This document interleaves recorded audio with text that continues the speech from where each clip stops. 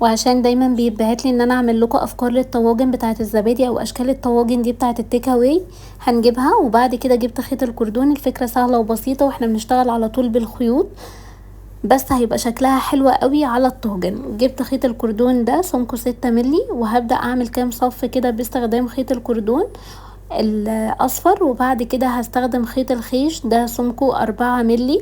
خدوا بالكم خيط الخيش المجدول ده مع الكردون ال4 مللي بيبقى نفس سمك ال6 مللي في الكردون.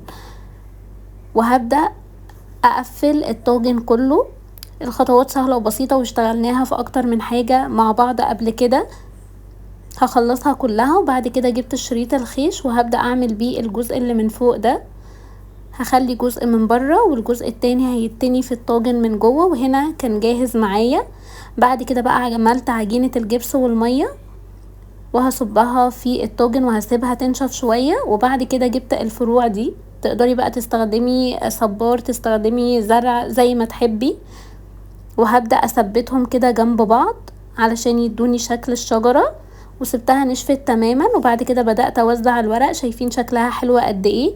وبعد كده جبت الزلط وهبدأ احطه على الوش كده. فكرة سهلة وبسيطة وبجد تنفع فكرة مشروع مربح جدا من الطواجن، تكلفتها ولا حاجة اصلا، وكمان بتبقى موجودة في البيت عندنا وملهاش اي استخدام. النهاردة هعمل معاكم مراية شيك جدا وطلع ترندي جدا وبطريقة سهلة وبسيطة ومش هتحتاجوا خامات كتير. جبت قماش الجوخ، وبعد كده بتعملي المراية بالمقاس اللي انتي محتاجاه عند محلات المرايات والازاز. وبعد كده بدأت احط شمع على الجوخ، وبعد كده ثبت المراية في النص، وبعد كده نحط شمع على الاطراف بس برضو على الجوخ، ونبدأ نثبت المراية من على الاطراف. لازم الشمع يكون بيتحط على الجوخ لان على المراية هينشف منك على ما تيجي تلزقيها. بعد كده جبت خيط الكردون ده سمكه بيكون 6 مللي فهو محمل وتخين، وجبت الخوص ده وبدأت ان انا اعمله على الاسطمبة عشان يبقوا كلهم مقاس واحد.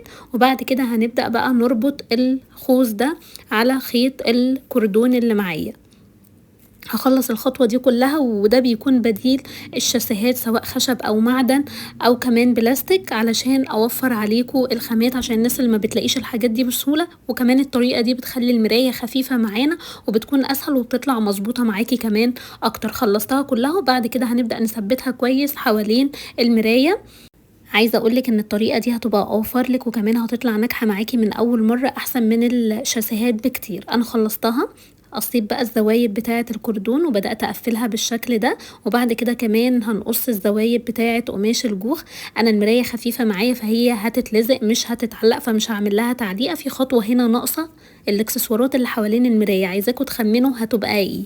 لو ما بتحبيش غرز المكرمية، النهاردة هعمل معاكي مكرمية شيك وسهلة وبسيطة ومن غير غرز خالص. جبت العصاية بتاعة المكرمية وبعد كده جبت خيط المكرمية البيور المحلول ده، وهبدأ اقص خيط كله مقاس واحد، مقاس متر. وهبدأ اعمل الخطوة اللي هي ألف ب في المكرمية، اشتغلناها مع بعض كتير جدا. بتني الخيط وببدأ اعمل الغرزة اللي هي ألف ب دي. هخلص العصاية كلها وبعد كده بقى همسك 3 اطراف واضفرهم. الضفيرة سهلة جدا اكيد كلنا بنعرف نعملها. هكرر الخطوة دي لحد ما هخلص الخيط كله اللي معايا. بنمسك 3 اطراف ونضفر الضفيرة للاخر لحد ما بيخلص معاكي العصاية كلها او المكرمية كلها. وبعد كده بقى جبت قطعة قماش جوخ وهبدأ الزق عليها كل الضفاير اللي انا عملتها دي.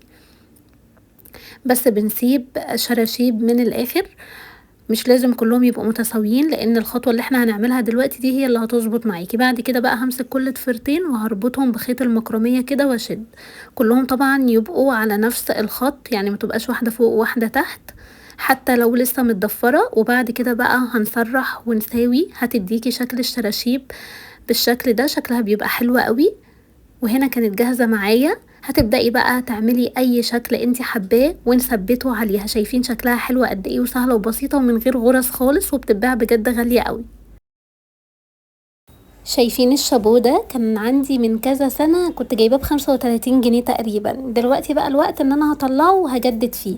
اول حاجة لازم نحشي القبعة من الداخل باي حاجة علشان تبقى ماسكة نفسها عشان نعرف نشتغل عليها. بعد كده جبت خيط الخيش ده سمكه 3 مللي، ويفضل طبعا ان احنا نشتغل بسمك قليل علشان تبقى خفيفة معانا ما تتقلش.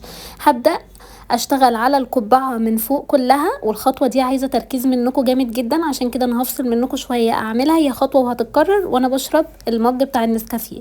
خلصتها بعد كده بقى نزلت على الجزء اللي تحت. زي ما قلت لكم القبعة من فوق محتاجة مننا تركيز، ومحتاجة نشتغل واحدة واحدة وعلى مهلنا، ولازم تكون محشية من الداخل.